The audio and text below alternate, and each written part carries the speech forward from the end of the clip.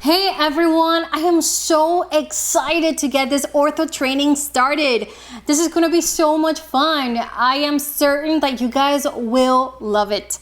Plus, you'll get all these juicy ortho nuggets that will come in handy to make your primary care clinic life so much easier. So, welcome everyone to Secret Ortho Hacks, the presentation. This is one that I am very excited to be bringing to you, this training, and it is something that I have been wanting to do and to give you for the longest time. Is all my best practices, all the things that have taken me years to figure out and map out. So as I was thinking about what has worked for me in the past, I found these 7 amazing ortho gems. And so I wanted to share them, all of them with you and to show you these ortho secrets. So I have a question though. How many of you want to know about these ortho hacks? Raise your hand. Awesome. So if you want to be an orthopedic insider and learn some cool orthopedic hacks with me, pay very close attention and get ready to take some serious notes. Down below, per secret, you have space available to take notes. Just make sure you save this so you can have access to that later. I titled this presentation Ortho Hacks, but by no means this is an exclusive list of all the possible and potential ortho hacks and tricks of the trade that are there. There's a lot more, but these are the 7 most powerful ones, the 7 ones that I use on a daily basis. So, can I first start with my backstory? Yeah? Awesome. And I think that you'll be able to relate to it because we've all been there. So my first job as an NP was in the orthopedic specialty practice, but I had no idea what it was gonna be like to be an orthopedic NP. I was lost. I didn't feel well prepared to manage common orthopedic conditions. Yet I was there in the joint reconstruction clinic, which is a subspecialty within the ortho specialty, treating patients with end-stage joint disease. So I had to do some serious speed level training and learning. It was some of the fastest learning that I've ever done in my life. And the orthopedic surgeons that I worked with and my boss also expected me to have my own clinic in less than 2 months from starting, and I had just graduated. Thankfully, I've always been a lifelong learner, so I just got to work.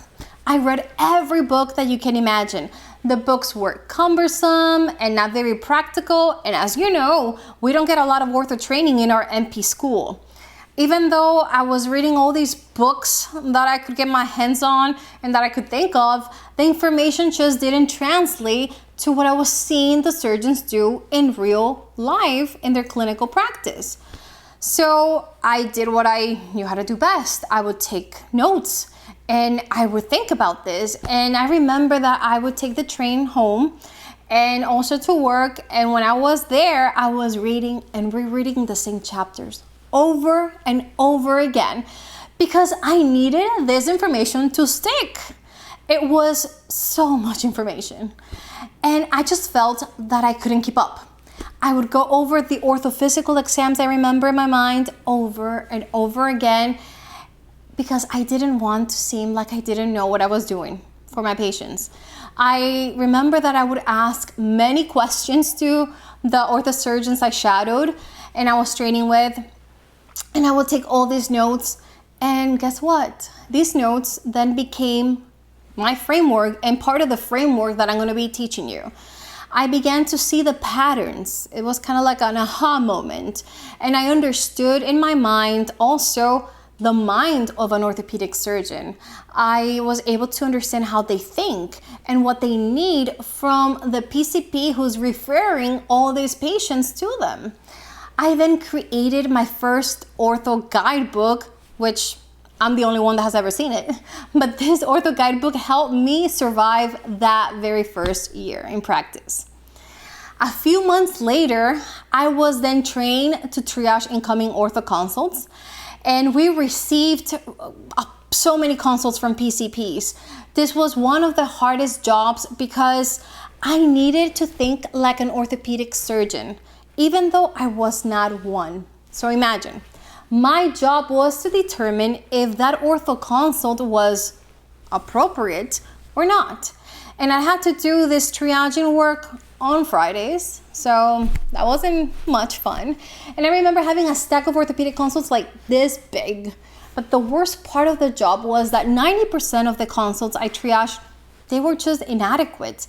It seemed sometimes like the PCP was too afraid of treating the ortho problem, and they said, okay, go see ortho.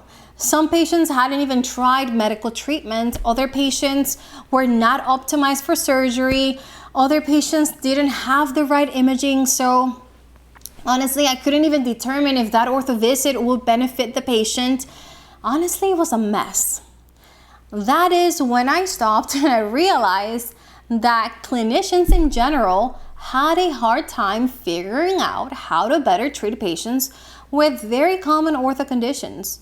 Some were just blindly referring every joint pain patient to the specialist. But you know what? It was not their fault. It wasn't my fault. It was no one's fault. I had remembered that when I graduated, I also was not prepared to treat musculoskeletal conditions. And this is also true for physicians and for PAs. The medical literature actually talks about the lack of proper MSK musculoskeletal training in our schools. Then my next job as an orthopedic NP helped me even more to hone these skills of knowing when it is the right time to consult an orthopedic surgeon. There, I was able to develop a pathway for clinicians to consult ortho. And this pathway, or what I call this roadmap, was basically asking them questions and guiding them to determine for themselves whether or not this patient they were sending off to ortho needed an ortho consult or needed other things like better x-rays or updated imaging or more medical treatment. That's when I decided to work in primary care. There, I realized how frustrated my colleagues were when treating ortho conditions. And I remember talking to one of them. He told me that his last patient came back to see him, and his last patient was super mad because the ortho surgeon he had sent the patient to told his patient that there was nothing for him to do surgically and just to go back to his PCP because his PCP could take care of it. But the PCP, my friend that I was working with, he didn't know what else to do. So it was very frustrating, right? This like back and forth. Right then and there, I was determined to use all of this ortho knowledge that I had gained over the last 8 years of my life and in clinical practice and share it with him. And now I want to share it with you. Most patient visits in primary care have an ortho complaint, and you are expected to handle it despite the fact that you're lacking or maybe lacking knowledge of how to do it properly. And this is why I want to share my top 7 secrets and guide you through this step-by-step framework that I still use to consult ortho to this very day. I don't want you to struggle the same way that I did. So here we go. So now let's go to the secrets. But first, let me ask you one question. Did you feel like this when managing ortho conditions? Because I know I did. This is exactly how I felt, super overwhelmed, like I was in front of a water hose of information overload, and I couldn't keep up. So what I discovered was that this framework or ortho secrets that I'm going to be sharing with you, this made it so much easier for me. But I discovered this the hard way. It took me a lot of years, right, to get to where I'm at. So secret hack number 1, my life became much easier as an NP when I concentrated on mastering the most common diagnosis that presented to my clinic. So I stopped thinking about all the books and the zebra diagnoses and the 1,000 million diagnoses that are out there for orthopedics or things that could be. And so I just narrowed it down to the ones that really do come to the clinic. And that I could take care of. So I started with the top knee and hip diagnoses, and little by little, I grew my knowledge of the other extremities and the spine. I learned about their clinical presentation and how to distinguish them based on patient complaints. So one of the things that you have to do is you must know your clinic's top 10 ortho most common diagnoses, because honestly, there's like no way around this. This would create like an ortho bank of diagnoses that typically present in your clinic, and it would just make your life a lot easier. You can, if you want, pause and think about the patients that you recently saw with ortho complaints, and if you want, write down the list under secret number 1 for future reference.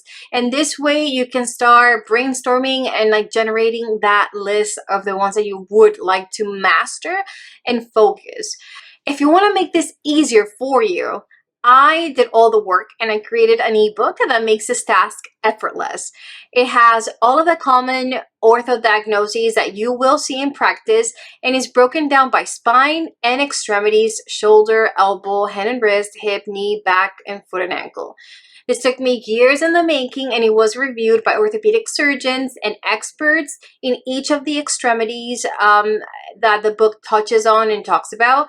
And here you'll find the most common diagnosis that you should know. Okay, so let's go back.